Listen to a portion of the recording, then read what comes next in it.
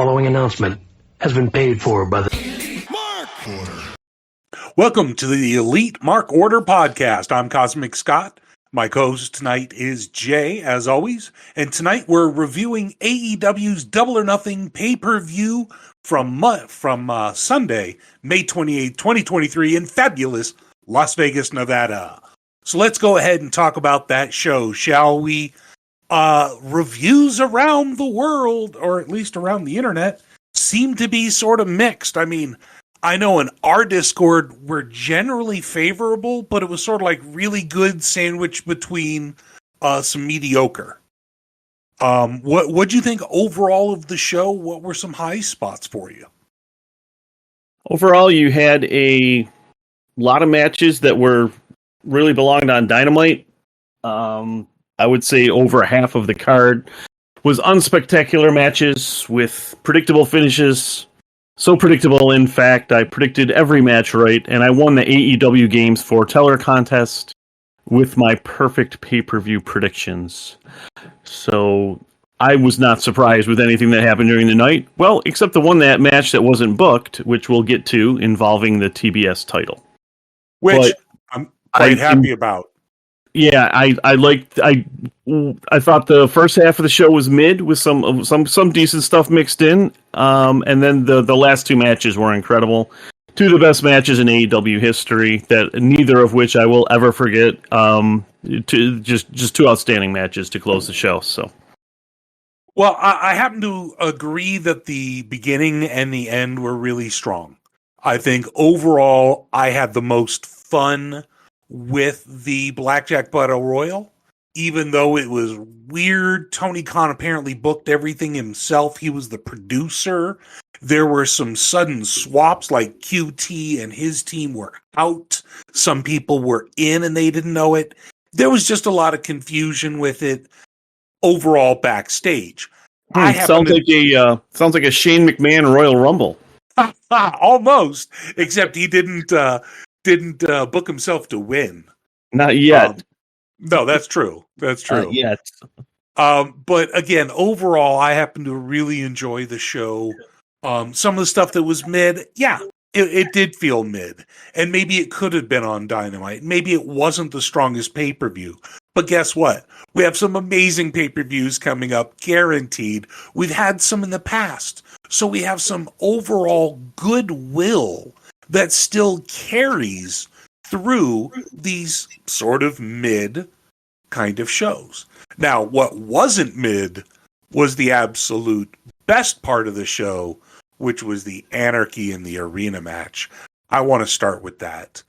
You had the BCC, Blackpool Combat Club, all in black, the bad guys, against the flamboyant Young Bucks, Hangman, and Kenny Omega, the full-strength Elite, in probably one of the wildest matches I've ever seen.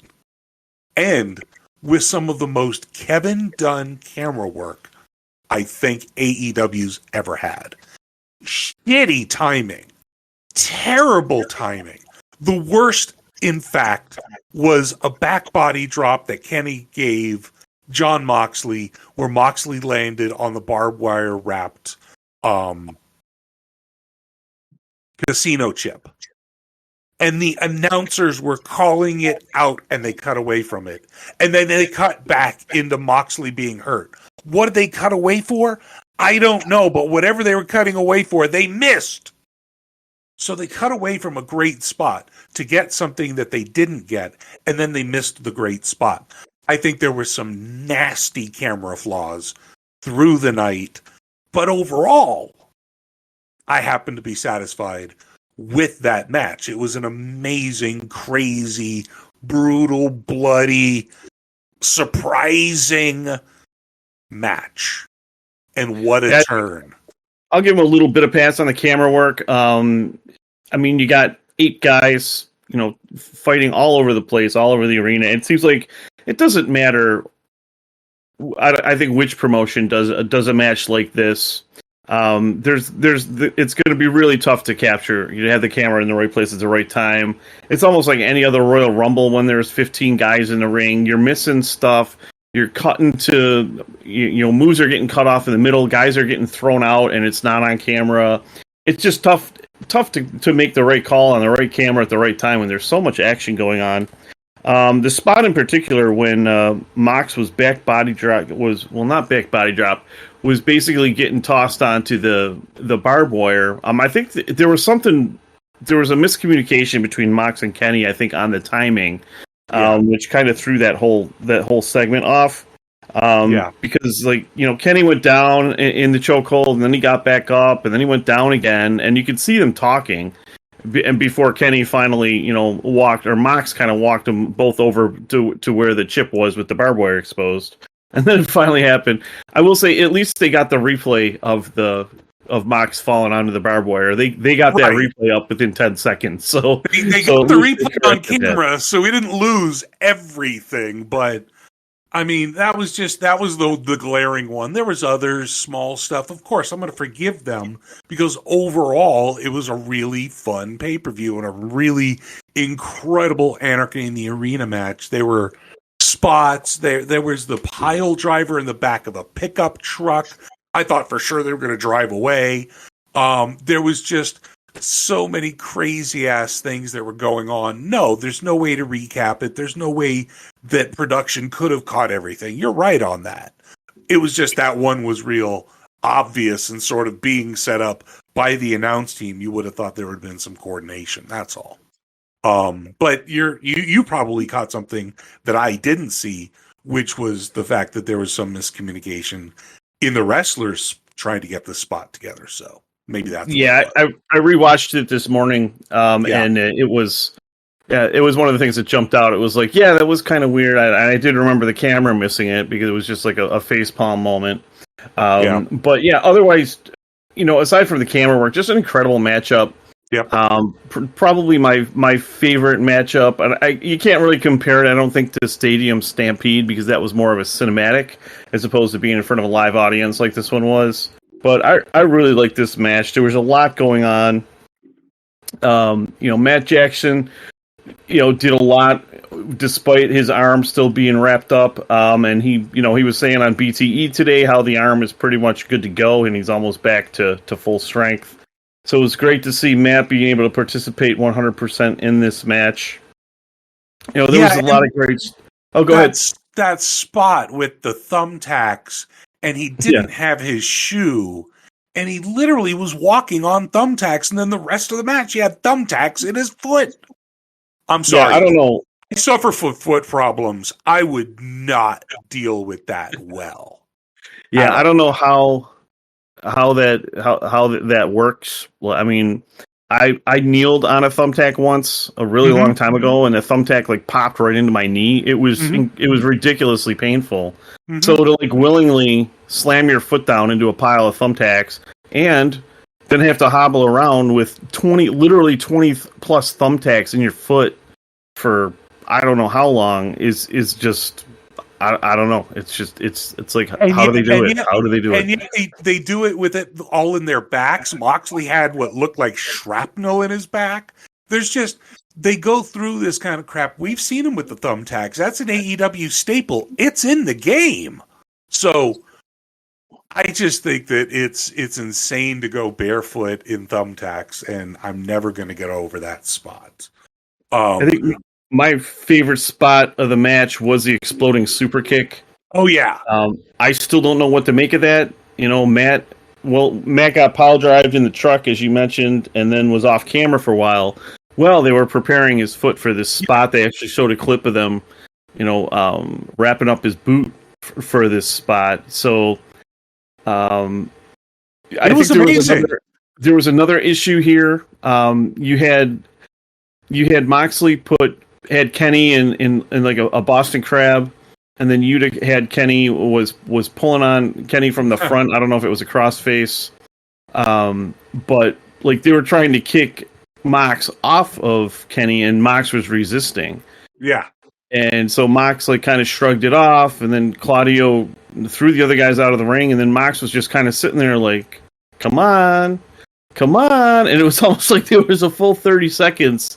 It was like they didn't get things right or something in back. There was a 30-second window where we were waiting for Matt to run down. So Matt finally gets down there and super kicks Mox, and there's just this massive explosion. And I still don't know what the hell happened here. Like, that was a pretty big explosion. Like, if you look at the pictures, I mean, you can see the firework. Like, it's huge. And it's like, how did Mox not get, like, severe burns on his face? Well, obviously, this is their experience with explosives kicking in. Because we know the last time they tried to do something explosive, it looked like sparklers. So I'm happy that they had some sort of explosion that looked good, impressive, and even on a freeze frame looks amazing and has I don't know how they did it. How did they gimmick that? I don't know. That's the best part about it, is there's really no way for us as outsiders to know quite how they did it, and that's the magic. And what was so engaging about it was like, so Matt super kicks Mox, and Wheeler stands up, and Wheeler took some of the brunt of the explosion, and Matt's going to super kick Wheeler, and I'm like, is it going to explode again? Like, how fucking sweet would that have been? I would have loved another one. Second time, but I was expecting maybe a second or even a third one. I was like, hell yeah, exploding super kicks for the win.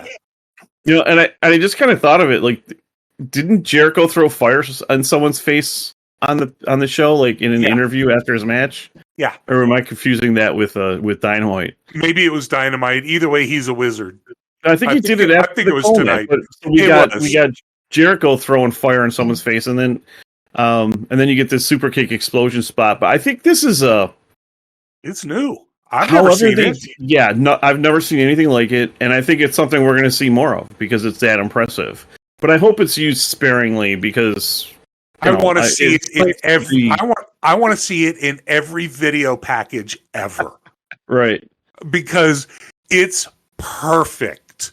You get the right angle on it. There was that one photo that somebody posted in the Discord. It might have been you. Just that perfect spot from behind Matt. And all you see is the explosion and sort of parts of Mox's body behind the brightness of the explosion. Right. It's a phenomenally timed photograph, and I love it so much. It was a great match. I think out of everything, the biggest was the turn. At the end, when it looked like Omega was going to win, he hit the one-winged angel on Yuta, he was going to do it. Down comes the masked man, Takeshita.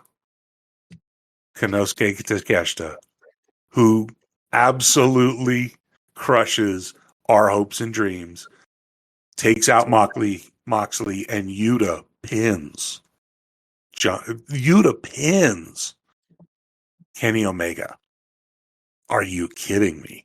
And that's how the pay-per-view ends.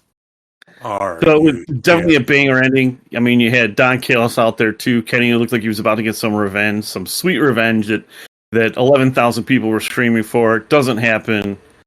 We get the masked man come out. I'm like, one thing that was interesting, there was that spot was kind of blown too, because Callis was in the way. Like, Takeshita had to like run around Callis because Callis was like blocking him from getting to Kenny. So I thought that was kind of weird, but you know, I was hoping that it was Ibushi that Callis would have brought in to go heel. I think they're saving. I mean, I obviously they brought in Takeshita. They're probably going to bring in Ibushi to be on Kenny's side.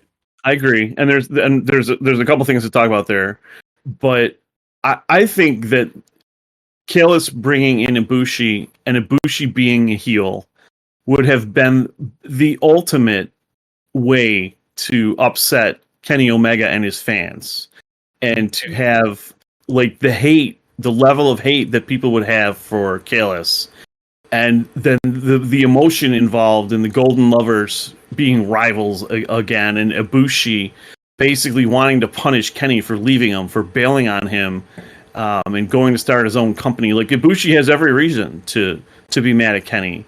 All of what you're saying is 100% knowledge that you only have if you follow the Japanese promotions. Well, that's a lot of people do. You can hear the Ibushi chants at the end of the show. They're loud. A lot of AEW does. Absolutely. A lot of the fans of AEW know all of those intricacies. But part of what they have to do is introduce before they can drop that bomb. Like Takeshita, they built up Takeshita. People got to know him first. They had a story with Callis turning him, so we were like, "It's coming," and it happened. So I thought that was just good storytelling.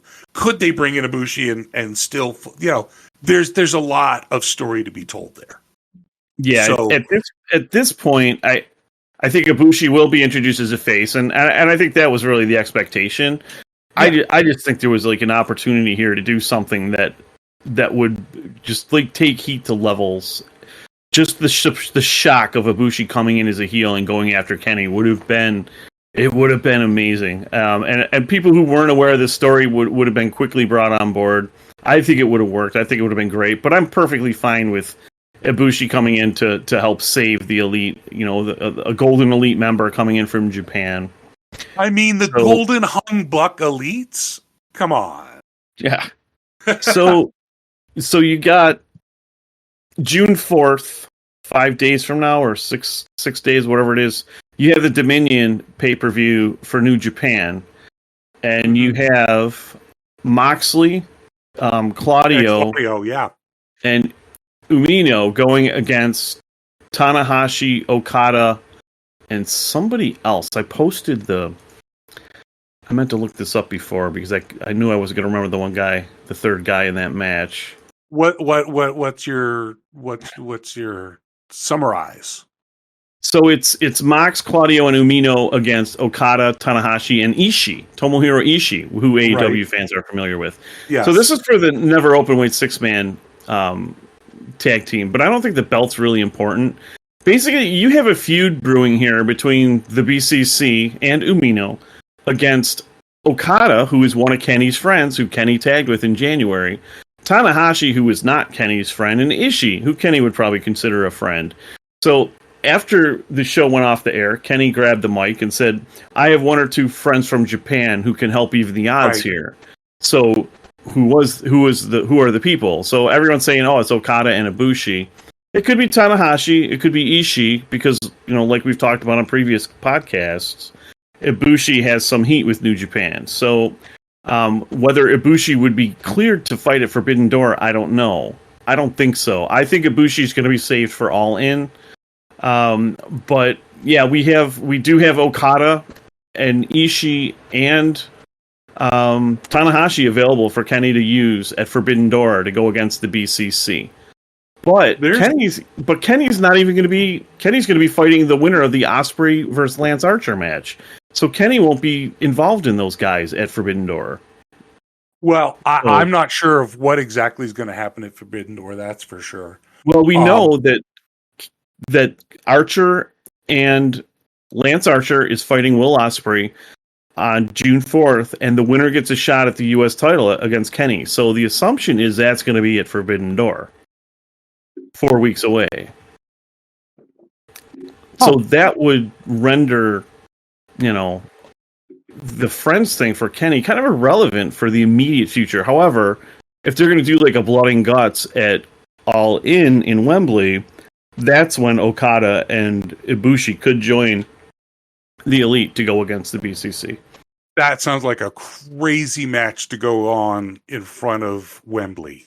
So I don't know what their plans are. Hopefully they have some good ones. I do know that this story matches up with any in wrestling. This is the Elite long term. This is Blackpool Combat Club, the best in the world, the best they have in all Elite wrestling. And if they were to do something like, I don't know, add CM Punk, the internet would explode. Right. Add CM Punk to the Blackpool Combat Club because they're all WWE guys. They've all bled with him. They know him. I mean, I'm saying I don't think it'll happen, but just imagine that were to happen. It would blow everybody up.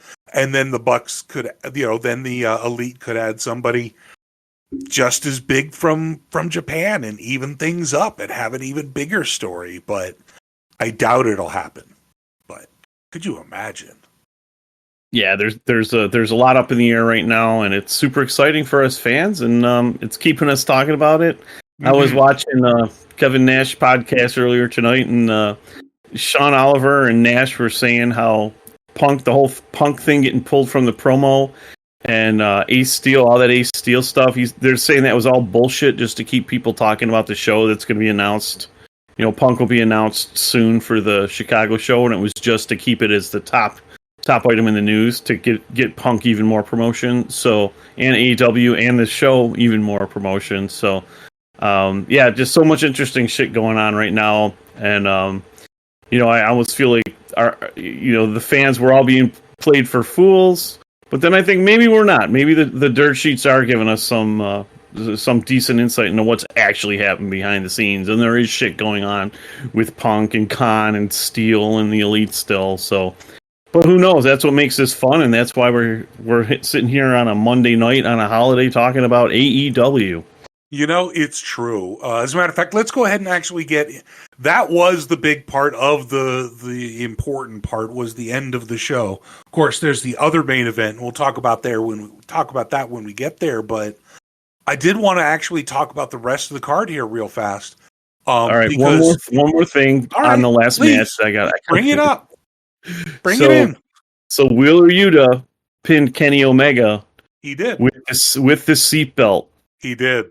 So, I there's a lot of dynamics around who would get the pinfall there. Props to Kenny for giving that glory to Yuta. But do you know who taught Wheeler Yuta the seatbelt?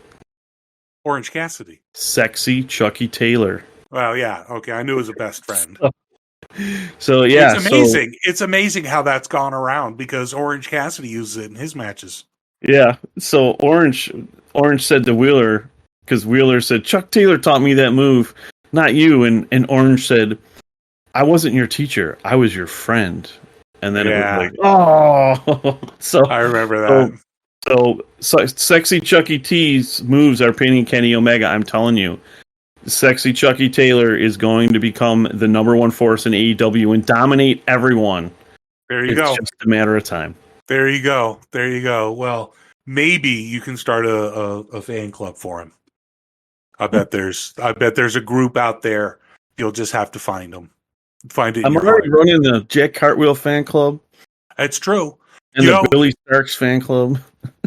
Everybody's on the Billy Starks fan club, though. Everybody's got that going.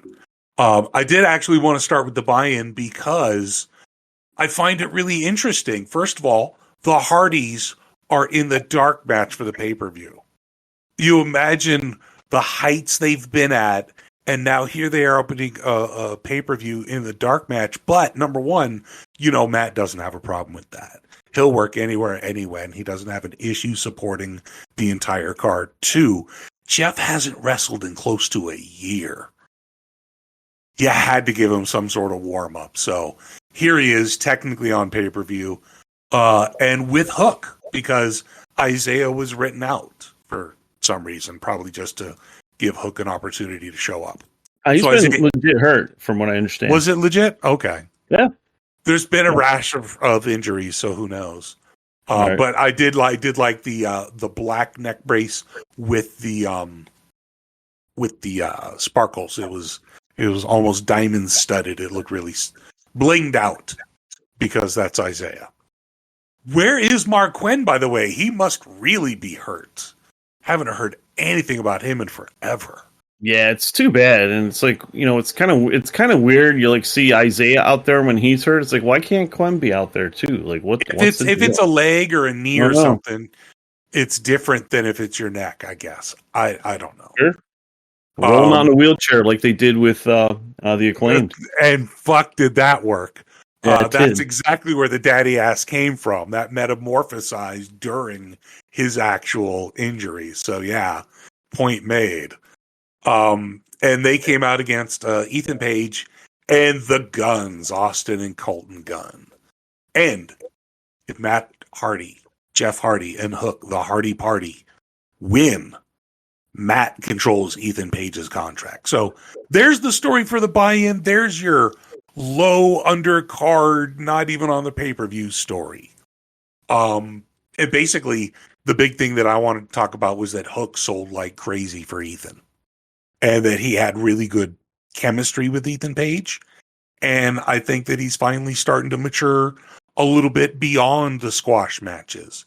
And I'm happy to see it, putting him in with absolute veterans like the Hardys against somebody like Ethan Page he has a legit chemistry backstage with. And two okay wrestlers. I think he did a great job. And, you know, Jeff has always got a huge reaction.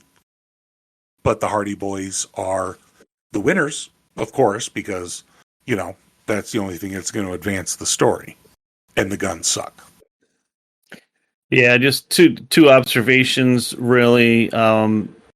When Ethan Page and the Guns came out, their music hit, like, there was zero reaction from the crowd. There was nothing. And I know it's the dark match, and people are still settling into their seats and everything, but there was absolutely nothing. And when the Hardys came out, things picked up. It wasn't as what I would have expected for the Hardys, but I mean, there was definitely some energy in the building when the Hardys came out. But man, there was no boos. There was nothing. Nothing. And Jeff always gets a reaction. The Guns suck. They're a charisma vacuum. The crowd didn't even care to waste their time booing them. They were just not paying attention to them coming out. So just a note there. We'll see if that continues. Because, you know, with Collision starting in a couple weeks, I'm sure we're going to see them back on TV, unfortunately. So we'll see if that continues with the crowd. I don't know about the Guns, but I'm excited to see where the Ethan Page, Matt Hardy thing goes. Because I like Ethan Page as a person, and I think he's got a lot of potential as a wrestler. Yeah, I like Ethan Page too. I think he's in a tough spot with some of the storylines that you know he's been being booked to be a part of. We don't get to see what he can really do in the ring. He has some great innovative moves. He's got some great charisma on the mic sometimes. Sometimes hit or miss. But yeah, I'm excited to see where that goes. And my other observation in that match was that was kind of a brutal botch by Jeff. And some people are saying, "Oh, that was planned to be part of the match." I don't buy that. Which part? It looked awful. Well, Jeff jumped up on the ropes and was supposed to like do a backflip onto his opponent at one point, and he completely slipped and fell, and like was holding his ankle the whole rest of the night. Like he might even be hurt. I must have missed that part, but that's unfortunate. It was a sloppy botch, and there was some debate online as to whether it was intentional, because it's part of the story of him coming back from his year off, or you know, the dude just maybe shouldn't be out there or needs to tone down his style. But that's something else we'll have to keep an eye on. It just hasn't ended well for him, and just to see something like that, it's concerning. You also got to remember, later in the night, Sabu also slipped. So maybe, much like the night that Matt Sydal showed up as the Joker and he slipped on the turnbuckle, maybe there's something about those AE turnbuckles that are just fucking slippery. Is Nakazawa added again? He might have been. He might have been adding his Turkish oil. His Turkish oil. Yeah. Are we going to get Nakazawa versus Sabu? He might have. I would pay to see that. That would sell out any building, any arena in the world. It would, but I don't know that Sabu could actually hold Nakazawa down. He's got all that oil that covers him. That Turkish oil is really, really slippery. I did not expect to end up talking about Nakazawa versus Sabu when we were from our buy-in segment, but here we are. No, that definitely was not planned. But of course, the Hardys win. They get a really fun segment where everybody gets their finishes in. And Ethan Page taps out, of course, to the Red Rum. And that's that. And now the Hardys, Matt specifically, is in charge of Ethan. So the The roles have reversed. That's their tide has turned. Their little low card, not even mid card, low card. We'll see it on Rampage. Story continues because Rampage is the new dark, so that's where everything is going to go on to Rampage. And that's that. Then we start the main show. Now, what's funny is the rest of the buy-in was intros, and it was all these tag teams in the 21-man Battle Royal for the International Championship of Orange Cassidy. And so all these entrances, even the champion didn't get an entrance on the pay-per-view. The pay-per-view started with the match. Orange Cassidy was already in the ring. Now, what's funny is a bunch of people weren't in the ring because there was a lot of weird stuff about this particular match. Because if 21 people were in the ring all at once, it was just mass confusion. That's what they found out with the Royal Rumble. You just try not to do that. So they had people like Swerve who were like, ha ha ha, I'm a heel. I'm just going to stand out here for most of the match and do nothing but watch. And then I'll join the match at my choosing. And then you had like other people doing the exact same thing. So there's a lot of confusion around this particular battle royal. Now, I think it ended exactly the way we expected. Orange Cassidy, of course, did win. I think the last four were really a very interesting combo because technically it was Swerve, Big Bill, and Penta. And so I know Swerve being the very last one against OC, maybe he's next for the International Championship. I think it would bring a lot to the Mogul affiliates and wouldn't take away from OC because at this point, whoever wins gets a big rub, and OC has earned losing, going out like a fighting champion, being this badass who's just been able to put up against all the odds. What do you think of the match, Jay, overall? It was funny, Mike. I was watching the show with my brother, and he's like, "Battle Royals suck." He's like, "What was you can't even tell me what the best Battle Royal you've ever seen was." And I'm like, "Dude, AEW has good Battle Royals." Like, he doesn't watch AEW religiously. He's probably seen a couple, but I'm like, AEW has some great Battle Royals. But I think that my favorite Battle Royal was All In 2018. That was won by Flip Gordon. When Bubba Ray was out there, Tommy Dreamer was out there. There was just a lot of great stuff going on in that match. And I feel like the way the Young Bucks booked that Battle Royal, I think they were the ones behind it. That's carried over into AEW. And Battle Royals have gone from being clusterfucks of boredom to really entertaining stuff that tells stories. It's almost like the Battle Royals are I guess they're more like the Royal Rumble, where they make sure that you get the right pairings and the right stuff going on, despite their having to plop 20 people in the ring. I thought it was excellent. It was definitely one of my favorite Battle Royals ever. I would say probably top 5. I loved, my favorite part was Big Bill. It was great that he was given some time to shine. And I always liked him since he was back in NXT with Enzo. Absolutely. And I always thought he had a ton of potential, and I always thought this guy's gonna, I did think, I'm like, this guy could main event WrestleMania someday. Like, he is huge, he has charisma, he can move. Back in the day, I thought the same thing. Yep, I'm like, he's like an Edge that's like, he's like Edge, but like a foot and a half taller. Taller and yeah, no, he was big, he was tall, he could move.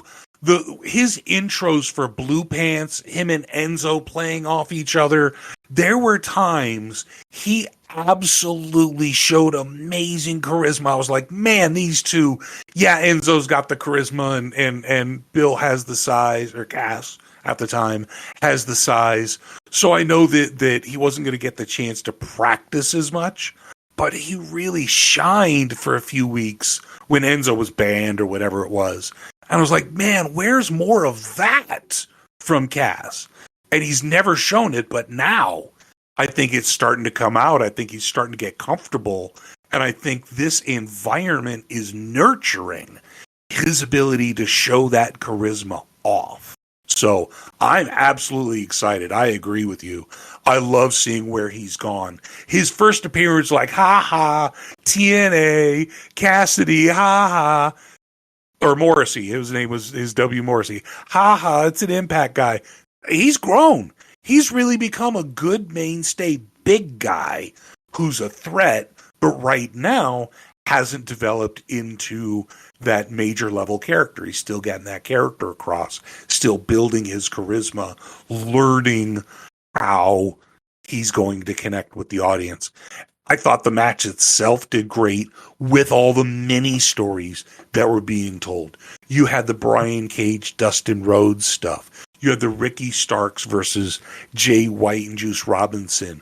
You had a little feud start with those guys when they eliminated Phoenix. Maybe they're going to have a tag match against the Lucha Bros. There's so many little things that were going on in this mix that you're like, man, this is just... That's why it was a good battle royal, were all the mini stories that were involved. And maybe that's why it was comprised of all the tag teams, because the tag team division has all those stories to tell. Yeah. So they told them all in one match. Again, it ended phenomenal with Swerve showing again he's a great top-level talent. Orange squeaks out a win the way it should be. The last few matches are all the same way. He just gets an edge over his opponents, and he squeaks out a win. Technical, brawl, knockout, whatever it is. I think the next win's probably going to be a count out, and then I think he's going to lose it. Because what other way is left to win for him? He's done roll-ups. Right. Now he's done the Battle Royal where he barely does it. He's been a great champion. This has been a great run. I think we're at about that time for him to pass it over. I don't know if it happens at like Forbidden Door. I don't know if it happens on a random Wednesday Dynamite. But I think we're right around that time. So Orange mentioned Zack Sabre Jr., which could have been a hint towards who his opponent is at Forbidden Door. So Orange versus ZSJ. They were probably saving or possibly saving Brian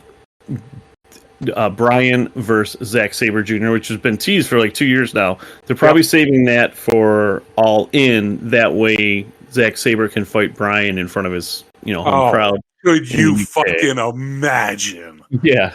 And by the way, we don't have to imagine for much longer. They will eventually have to announce a card for that nearly sold out 70,000 person stadium show. They're going to have to announce a card one day. Yep. I mean, can you imagine they've sold that much with no card? Right. Nothing. Yeah, I will. I'm looking into going.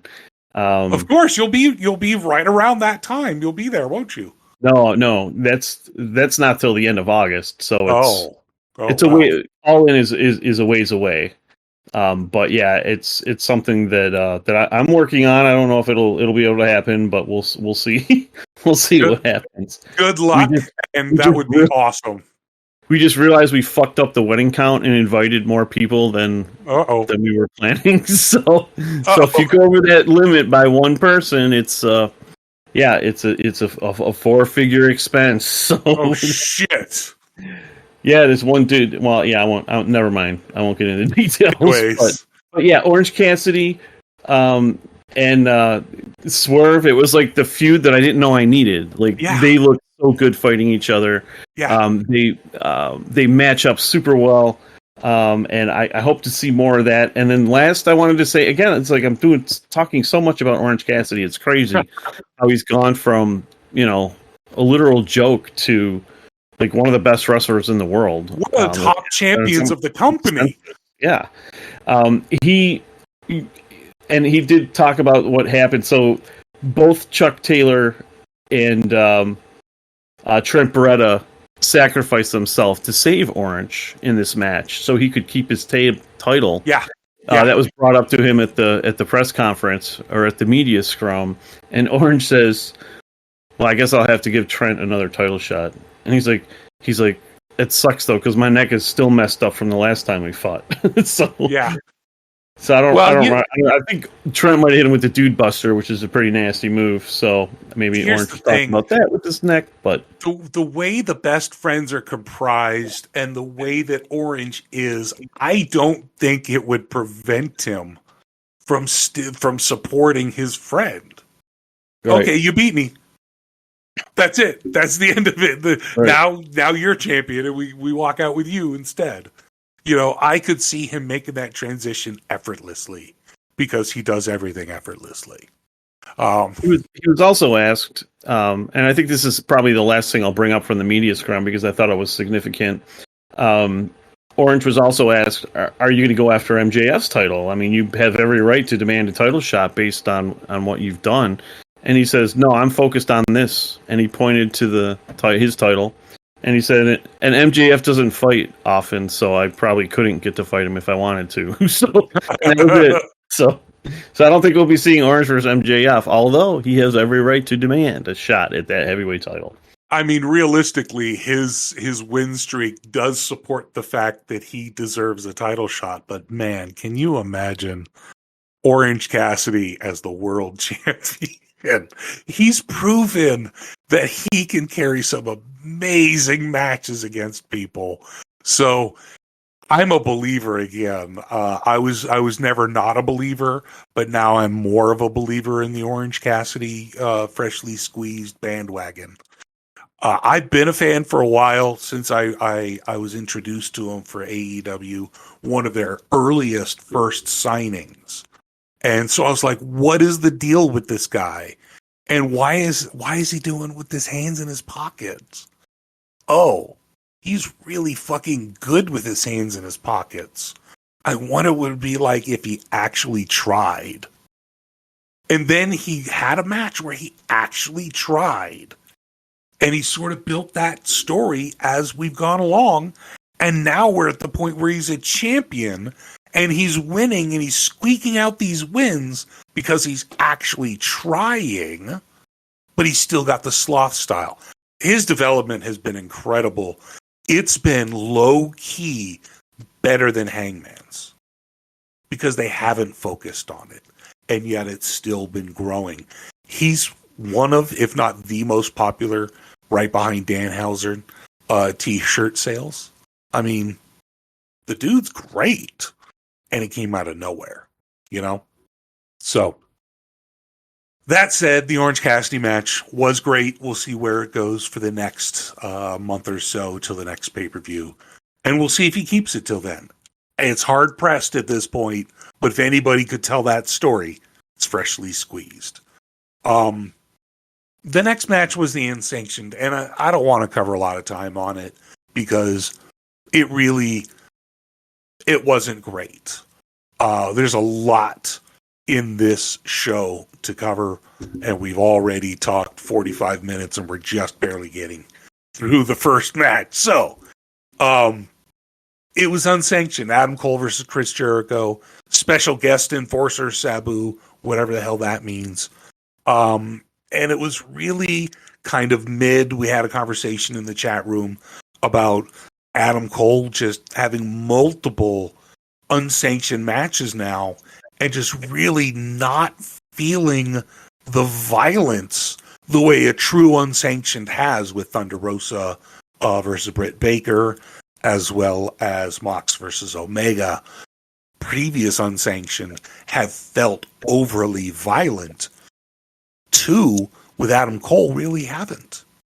This match was kind of mid. Even with Sabu. What did you think? I don't really have much to say about it. Tony is trying to push Adam Cole as his top face, and he fell flat. I don't know. It wasn't a great match. It wasn't. I don't know. I just Jericho loses again, and Jericho's just continuing to lose. It's almost like ever since he took that loss from Action Andretti, how many matches has he won since then? I mean, it's like Jericho's a jobber now. And his matches, it's like I think he's hurting his value. Just continuing to lose. he's still entertaining and he still has somewhat decent matches, but I don't know. I just think all these losses are piling up and they're starting to bring down his character. And they're like, this guy is nothing more than a lower mid card guy now. When 3.5 years ago he was the heavyweight champ. And Adam Cole is just not swinging it as a top guy for me.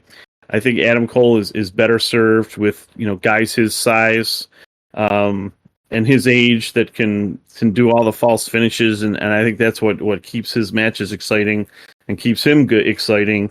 But there's only a small amount of guys that can have those types of matches with Adam Cole. He's just doesn't seem like he's very versatile. So here's the thing that really was glaring in this match for me. Number one, Sabu completely shoehorned in, does one spot from the top, slips, falls, at least goes through the table with the JAS. That's it. They're done. They brawl up. You don't see them for the rest of the match. They're completely pointless. And two was probably the single worst Panama surprise I have ever seen. I haven't seen a lot of them, but it was, yeah, that one. Yeah. It was shitty. And it was all Jericho.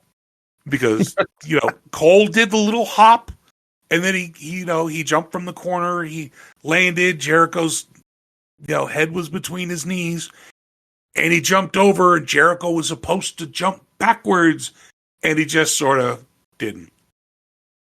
And it looked like garbage. And it was all Jericho. And I just cannot believe how bad it looked.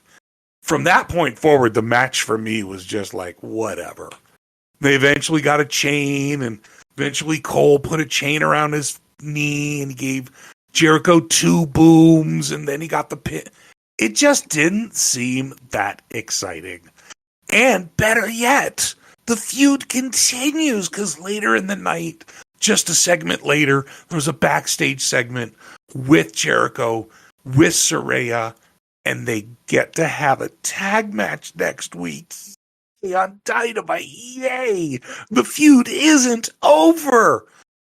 I'm done with these guys. Come on now. This is not working.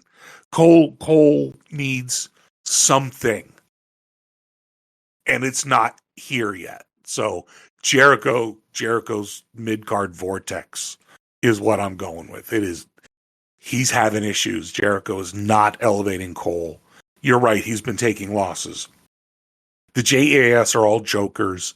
Right now, there's a complete lack of believability in the entire group.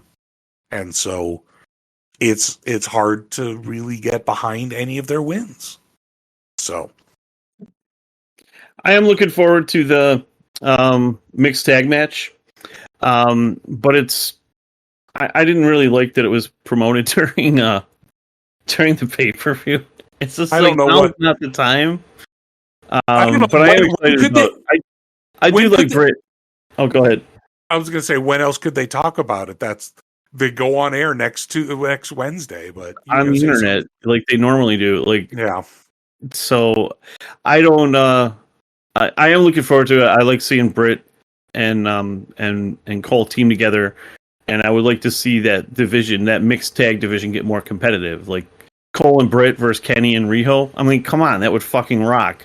So I hope that we can get a decent match, and it can give the mixed tag division some steam.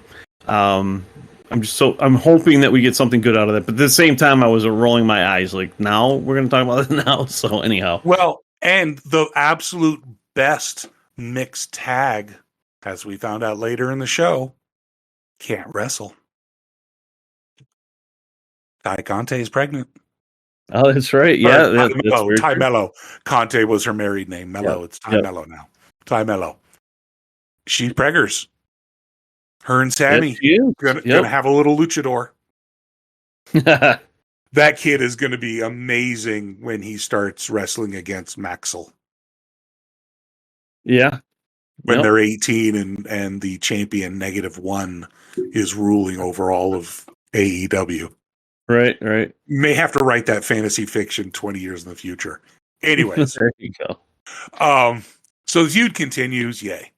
The next segment that we get into, of course, is automatic 5 stars because our guiding light, the man who turns down titles, Jeff Jarrett, was on next. And of course, it was the tag team championship with Dax Harwood, Cash Wheeler, FTR, versus Jeff Jarrett, Jay Lethal, with everybody in tow, Sanjay Dutt, Satnam Singh, and Karen Jarrett. Now, the fun part of this was Mark Briscoe as the referee. That was their big story going in. And this was a fun comedy. Have a good time. If you need to, go get some, go get a drink, take a pee break, whatever. It was a fun match. I had a good time. FTR won. There were some great spots. I think the most shocking spot of the night, where I literally could not believe my eyes. And the biggest heat generator of the night, I think Karen Jarrett will forever be booed for the guitar shot on Aubrey Edwards. Oh my God, I can't believe she did that. Yeah, poor Aubrey. What did she do to deserve that? She's one of the most protected people in the entire company. Aubrey Edwards took a shot. It was amazing. She did. I thought this was a match that Jarrett and Lethal had no chance of winning. However, there was a couple times where it would have been totally believable for the ref to count 3. It was a fun match. It was kind of an old school style match, of course. With Jarrett being involved. And I thought it was fine, but again, this is something that I think is better suited for Dynamite and not being on a pay-per-view. Like, the number 1 tag division in the world, I want a 4.5 star plus crazy technical tag team match promoting the tag team division, not a bunch of old people running around with guitars and shit and endless referee bumps. I just prefer to see more serious matches, but it wasn't awful. So, it wasn't an awful match is really the best we're going to get in a match that involved Karen Jarrett. Right. Okay. So I'm looking at the positives. Number 1, AEW has been able to get Jeff Jarrett over as a legitimate star again and put him in a mid-card situation with Jay Lethal, with Sanjay Dutt, where their job is to have a giant Indian man as their heater and eventually teach that man how to wrestle. That's what this entire group is about. That's the long-term bet Tony is making by putting somebody like Jeff Jarrett, Jay Lethal, and Sanjay Dutt, who does have the book, with Satnam Singh. It's all about Satnam. He is so big, we have satellites. Satellites unite. He is so big, we've attracted to his gravitational mass. He cannot be stopped. He will not be stopped. He just needs a little bit of training up. Like Harry Potter. With a little bit of training up, he will be able to defy Voldemort. I don't know who that is right now. Probably Jeff Jarrett. I'm still saying I want Satnam, Big Bill, and Paul White to go for the trios titles. I think that would be some good stuff. If Paul White had any sort of mobility, I would agree with you. Maybe put in somebody like Lance Archer. That's still a huge dude. And then Satnam Singh makes him look like a child. And then who was your other one that you thought? Big Bill. Big Bill, yeah, totally. All the 7-footers. You got to be 7 feet. Yeah, that makes sense. That's And we'll see what Paul White is supposedly recovering from his hip surgery or whatever. So we'll see what his mobility is, or if he'll ever wrestle again. I know he wants to, but I just don't know if he'll be able to. But here's the best thing.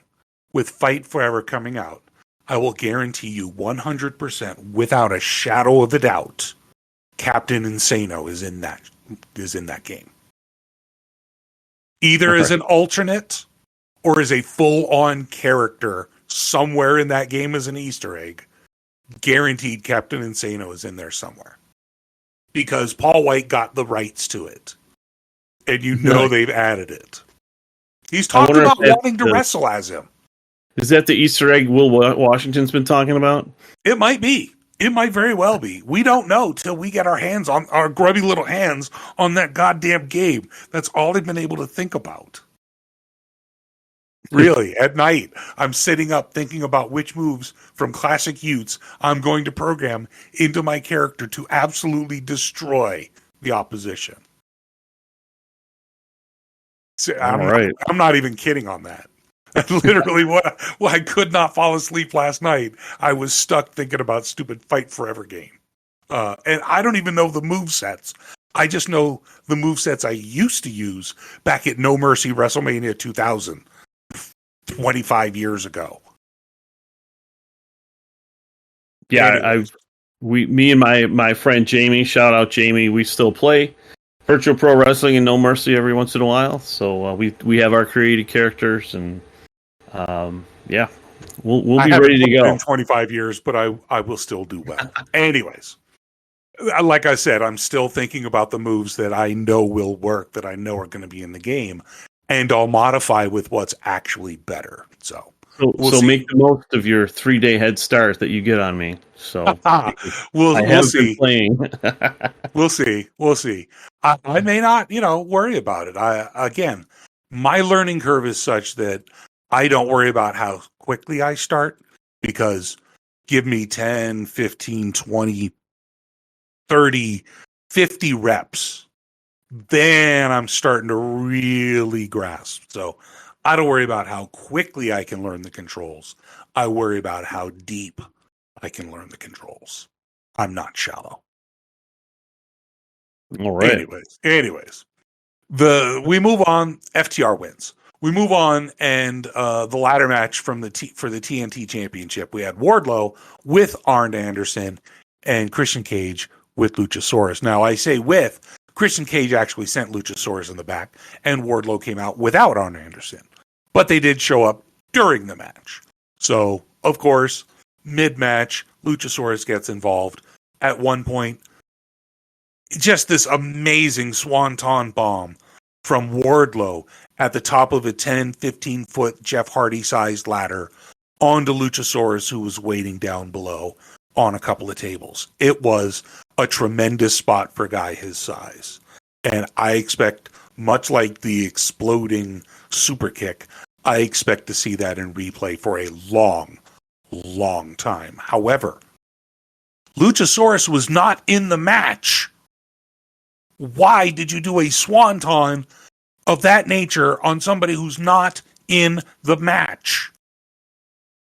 Well, it was a 2-on-1 match at that point because of the interference. He had to take them both out. Yeah. And how did Luchasaurus get his thumb back to have it reattached from Arn? Arn was pretty hungry. Arn swallowed it.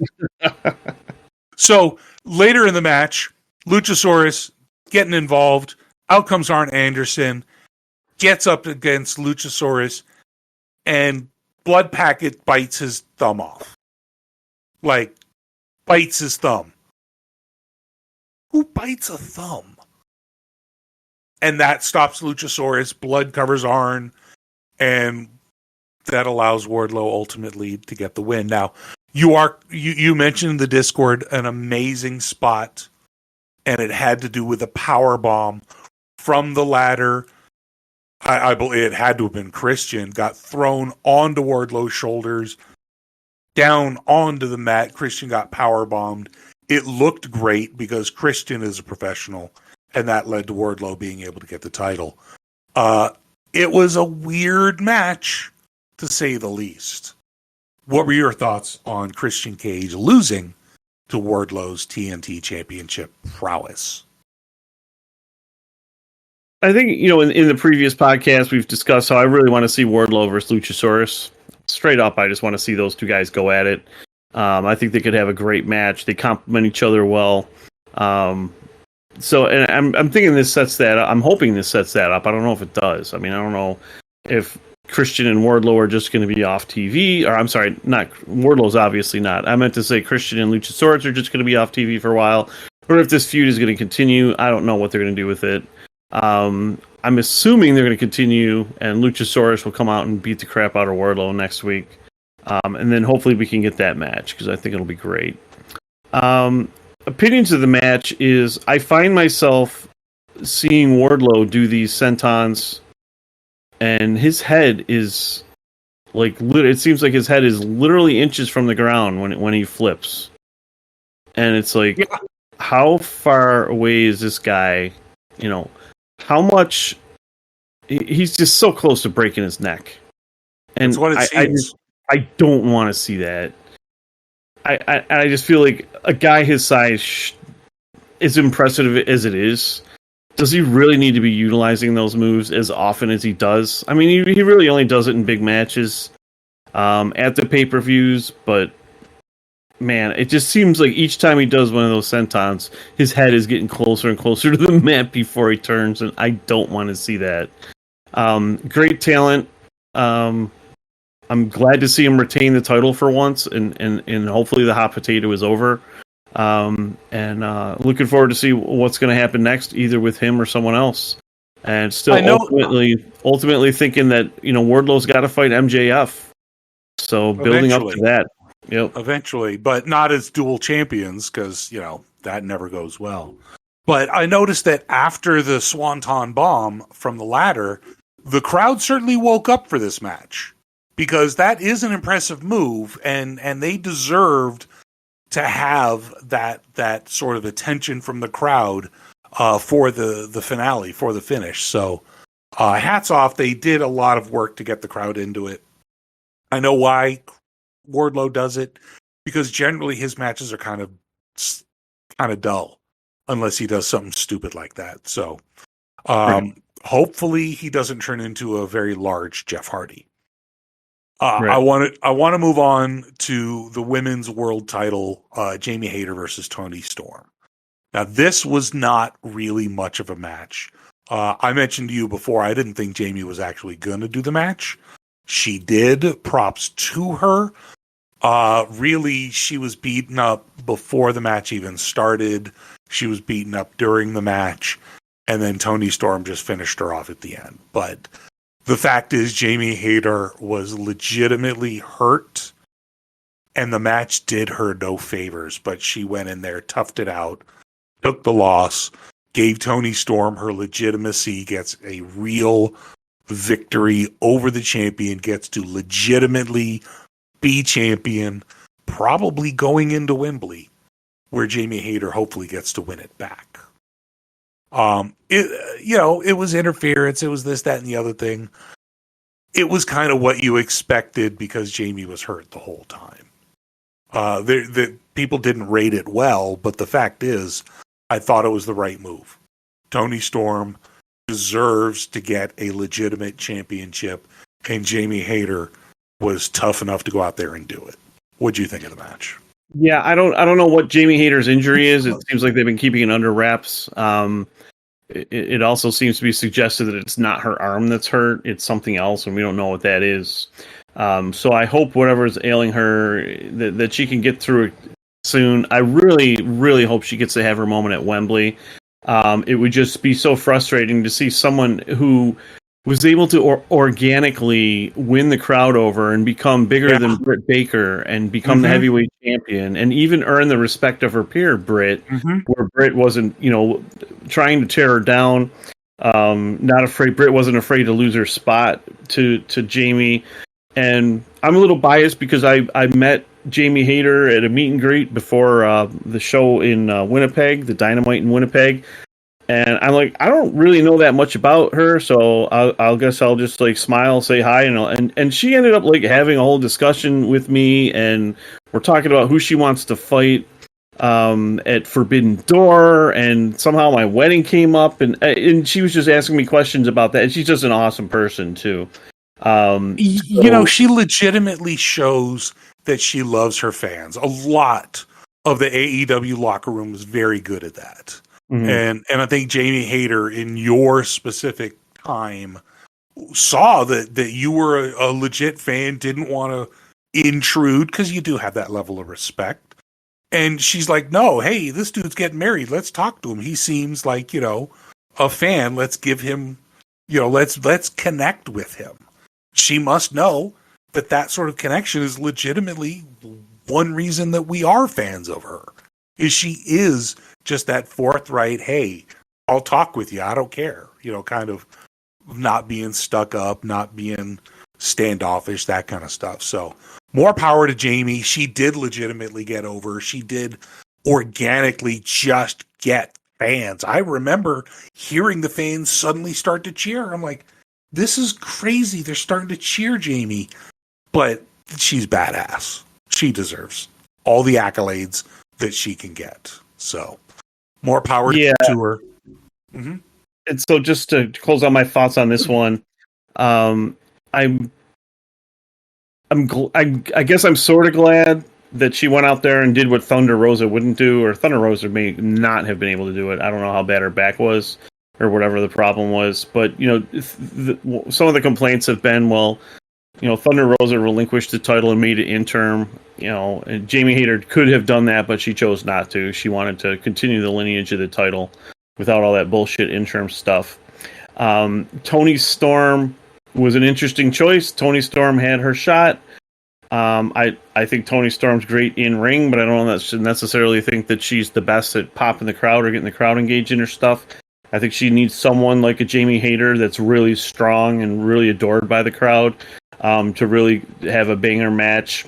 I'm kind of surprised it wasn't Saraya with winning the title because from a heel perspective, I think that would have gotten the crowd more engaged. Like, people would have been pissed if Saraya won here. Whereas Toni winning, I think that would have been more X-Pac heat. Yeah, and that's bad. And I think Toni, as a mark, I think Toni himself is very aware that Saraya getting heel heat is good, but making her champion would piss too many people off. She's not that good in the ring right now. I think it would make the division much more interesting if she had the title, and I think the boos would be. I think that I don't know. I think it would have been a great reaction. But no, I could be. I've been wrong before, but not Toni or Ruby. Season. Toni or Ruby, but God, no, not Saraya. I'd like Saraya. I'm a fan of Saraya. She's not ready for the title. Yeah. That's all. Anyways. So new world champion, Toni Storm. She wins it with the Storm Zero. It was short, it was brutal, and Jamie Hayter eventually took the loss, but we'll see her again. She's not going anywhere. She's coming back, and we're going to love her just as much then. So get better soon, and we hope to see you soon, Jamie Hayter. The next match was the Open Rules match for the Trios Championship, which kind of dumb because the Acclaim we thought were number one contenders already. So Open Challenge, House of Black, Malachi, Buddy, and Brody came out, and it was the Acclaimed. And they're like, okay. Max Caster did his amazing rap, as always, made fun of everybody, as always, called Buddy Matthews a cuck because his real-world girlfriend is, in fact, Rhea Ripley, who's in a storyline relationship with Dom. So got a big ooh from the crowd. Overall, it was interesting because then the Acclaim said, we don't need an extra rule. So, okay, is nobody going to take that seriously? I thought that was part of the appeal of this new Trios experiment. But what's the point of having the rule out there if they're not going to use it, or they're not even going to make it clear before the match? So I don't get the presentation of this particular match. Was it a good match? Shit, yes. It was the Acclaimed at House of Black. It's a fantastic match. I thought there was a lot of good back and forth. As always, the Acclaimed were over. House of Black was over. I thought the finish was very, very well done, where it came down to Billy Gunn, the big guy on the Acclaimed, versus Brody Lee, the big guy on the House of Black. And, then swapped out for Malachi, and Malachi hit the what is he calling? The blackout? Is that the name of his finisher now? It's not the not what he used to be, Tommy End. Yeah, Black Mass, I think. Yeah. And Billy Gunn laid down. I mean, full on laid down. Not even a trial kick out at the end. And the House of Black wins. Billy Gunn takes a loss. Doesn't hurt the Acclaimed. I thought it was an okay way to book yourself out of a fairly good matchup. I thought the match itself wasn't bad. Again, why have the rule stipulation if you're not going to use it? I didn't like that part. Otherwise, pretty good match. The Acclaimed are still over. They're going to still be over. They continue to be over. I don't think they care that Billy took the loss. They're going to come back strong as ever. And House of Black looked good. What do you think? It was a 15-minute match. It was a long match. There was I think it was Bowens who was stuck in the ring and missed being able to tag out. Mm-hmm. Yeah, for what seemed like 7 or 8 minutes, and it's like the offense that House of Black using wasn't very exciting. I think the match could have been quicker. It could have been better. I again don't understand why the rules aren't being enforced. Or at least talked about. Yeah. I'm sorry. They didn't pick the last rule that the dealer's choice. But yeah, I don't know if these guys are done with each other and House of Black is moving on to the next challengers. But yeah, I'll look forward to the next House of Black match, and I'm hoping that with Collision coming out, we'll get to see them, at least every other week in the ring. So Tony's got a lot of time to fill with 5 hours of live programming. So absolutely, and 4 hours of live and 1 hour of Rampage. Yep. Which may or may not be live, may not be on the same day, could be early in the afternoon, could be late at night, could be videotaped from the fucking moon. Rampage has been poorly treated. But House of Black won. It was a good match, in my opinion.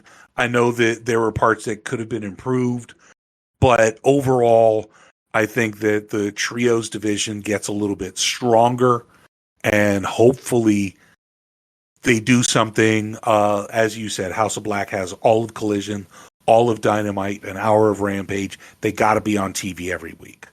They can have just simple, easy, killer matches, just like Orange Cassidy, and build those belts up and show why they're as good as they are. So the next match was, in fact, the TBS Championship. Jade Cargill going in 59-0 with her full entourage, Mark Sterling, Layla Gray, a full-on dance routine, introduction, entrance like a star. It was apparently representative of AKA her sorority in college, the African American sorority. Good on them. Showed her colors and just really had this great star-like presentation for her entrance. And Taya Valkyrie, who a lot of us thought maybe Taya was the one who's going to topple Jade. Maybe Taya was the one who could finally get the title off of Jade because everybody wanted the title off of Jade. Taya did not win. As a matter of fact, Jade kicked out of the Road to Valhalla, and Taya did not kick out of the Jaded, even though they're the exact same move. Just like I called. You did. You really, really did. And you did win, of course, by calling that Jade would win, which she did. And she got to be the champion 60-0. Now, then Mark Sterling got on and said, you know what? She's feeling so good. Bring out another contender. Really? And out came Chris Statlander. To which I said, oh, thank God. Yep. Jade's going to lose. Yep. And thank God Jade lost. Now, congratulations, Jade, on your first amazing run as a champion, as a green wrestler. You did a fantastic job and brought to the belt as much prestige as you could, given what you were given to work with. There was a time a while ago where it was time for her to lose. And Jade was ready to lose, but Chris Statlander was hurt. Chris Statlander comes back, immediately wins the belt. Great. Tony needs to learn to cut bait and run faster, because that title now has some tarnish on it. And Chris is going to have to work to get that shined up again.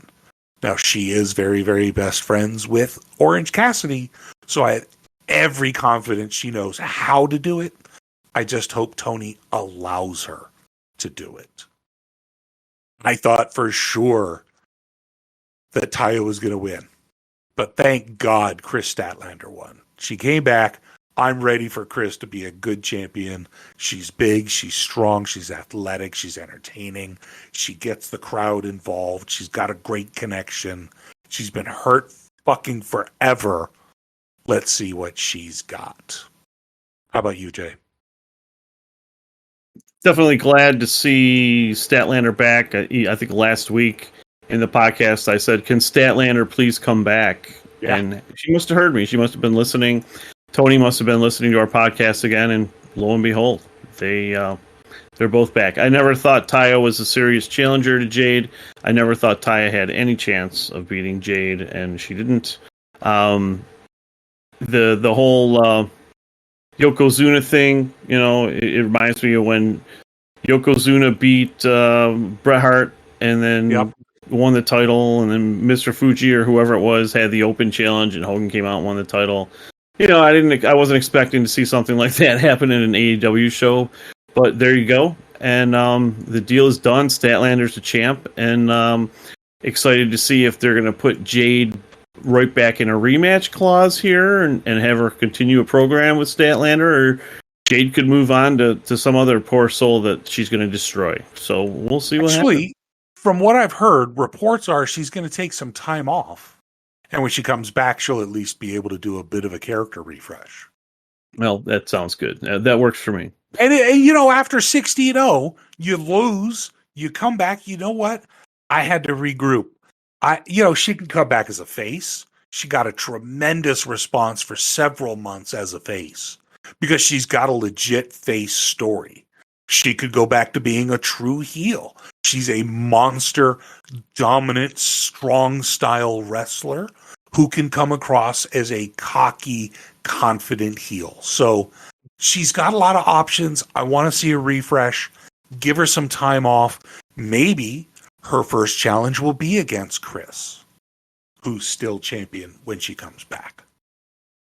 And she'll be like, I'm ready for my rematch in a month or so. Right. Or maybe it All In. Or, something down the line where she can get that time off, do what she's got to do, then come back and do the honors for Chris, and then move on to something else where now she's lost the streak. That's done. Don't worry about that. It's in the past. Take the loss to Chris so that you can do the job and then move on to a different feud, maybe at the world level, maybe somewhere else. I don't know. Tag. Whatever it is, this is the chance to now grow. This is where when you come back, you've got something different to show the audience. So good luck to her. And good luck to Chris. Want to say hello to the Elite Marks who have joined us in the chat room that are on stage with the podcast for us. Hello to Sentinel and hello to Scott. And Scott did raise a question. Is this a make good for the earlier interim? I think yes, it is. Tony did not want to have another interim title situation with Jamie Hayter being hurt, and he just wasn't going to do it again, and that's good because it was not only the fans but also the talent that was not happy about that. So All Access showed. All Access showed just how unhappy they were with the interim shit. And so Jamie was one. She's like, look, I don't want interim. And Tony, the victim of being interim, she's like, she needed to be a real champion. So I absolutely think this is payback. I think this is make good. This is a mea culpa. This is a please, Tony Storm, understand we hold you in the highest regard. Here's a championship. It's one of those where you want Tony to realize that she is as good as she believes. She's as good as the audience responding to her believes. So I absolutely think this is a make good. Yes, I agree. So moving on, we're going to move into the other main event, the first main event. And it is the last thing we're going to talk about because we already talked about the main event. And that's going to be the 4 pillars, which of course is MJF the champion versus Darby Allin, Sammy Guevara, and Jungle Boy, Jack Perry. Now, what's interesting is I didn't realize this, but I know now, apparently the person who scripted this entire build for this match was MJF himself. Because he wanted to bring the 4 pillars into a championship match and highlight them just as much as he's been highlighted as champion. If that's true, behind the scenes, MJF's a fucking saint. And certainly the most giving of any of the champions I've heard of. Now, the match itself, I know, Jay, you've got a lot to say on it, but I thought it was fantastic. It was a great 4-way, a lot of back and forth. Mid-match, there was even a spot where MJF got the mic and told Sammy, hey, your wife's pregnant. Think about the baby, lay down, take the money. And so they that led to a sequence of pin attempts. There was so much back and forth. There's no way I'm ever going to do justice, so I don't even try. This was a great 4-way match. Ultimately, MJF got the win, but my God, what a pay-per-view match. Jay, please, let's hear what you've got to say. It's late, and I don't know that I can really do it justice right now. There was just so many great spots in the match. It's definitely one of my favorite matches of all time. It's definitely a match that I'll revisit in the future. It was just great seeing these 4 get a time to shine, and even though they were just the semi-main event, they still had a huge spot on this pay-per-view. And I love the match. All 4 of them got to get all their stuff in. Well, Sammy didn't get to do his 6:30. But other than that, I think we got to see just about all their stuff. It was, Darby got all his hard hitting dives and his code reds in. They all, at one point, they all did tribute moves to their mentors. MJF did a Crossroads. Darby did the Death Drop DDT. Sammy did the Code Breaker. And Jungle Boy did the Impaler, the kill switch. Yeah. So it was cool seeing them all do tributes to their mentors. They actually did the same thing a little bit later when it came to submissions. Yep. Yes, they did. My favorite spot of the entire match was the daisy chain of submissions they put each other in. Right. Where everybody had a submission hold on somebody else, and somebody else had a submission hold on them. And I was like, okay, that's actually really funny. That is a great spot. It really was. And there was so many good things. Max really showed exactly why he is champion. I watched him, and just the way he moved was different. He, of course, was the focus of all their attacks, so he had to duck out constantly. They'd turn on each other a little bit, but at the same time, when he'd poke his head in, they'd immediately just target him again. It was just a well-thought-out story. And Max still squeaked a win in, but he got the win. And good on him.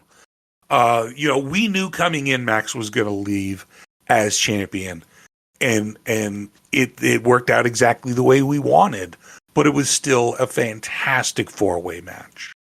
It was actually previewed by Fight Forever, so you could do this exact replay on your video game when it's released, when you're in Paris playing on your Switch.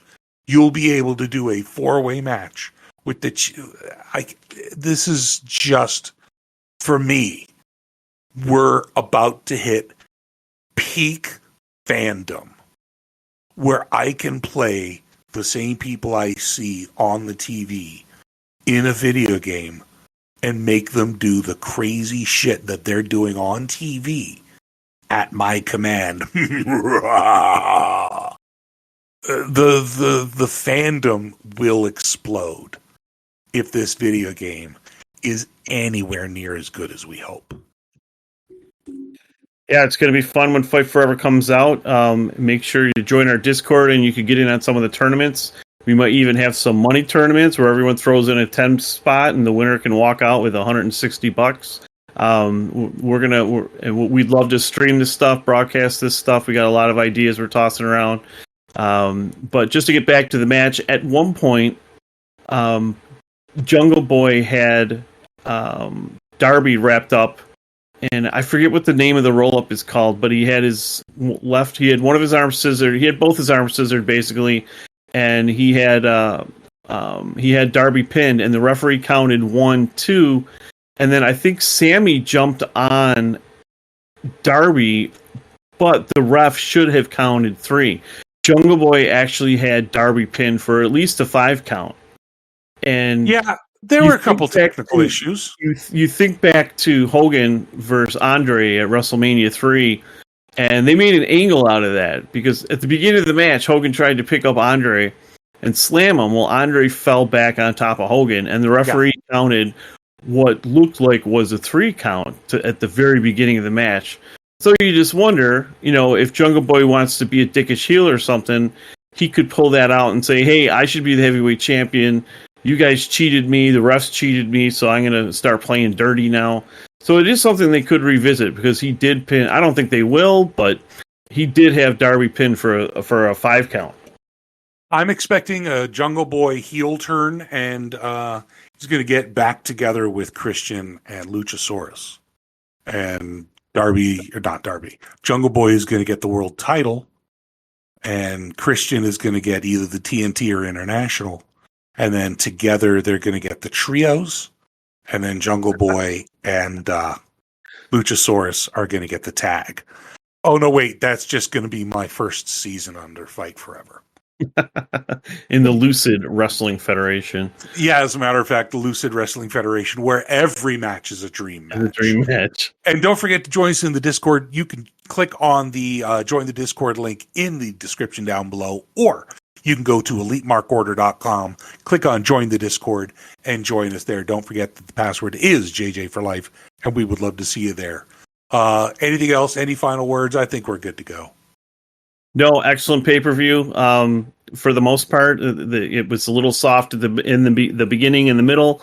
But yeah, great battle royal and 2 of the greatest matches in AEW history to wrap up the show that went for over an hour. So the people who are complaining, get over yourself. Enjoy some great wrestling that you're probably never going to be able to see again at this level. So that's what I'm saying. Enjoy yourself.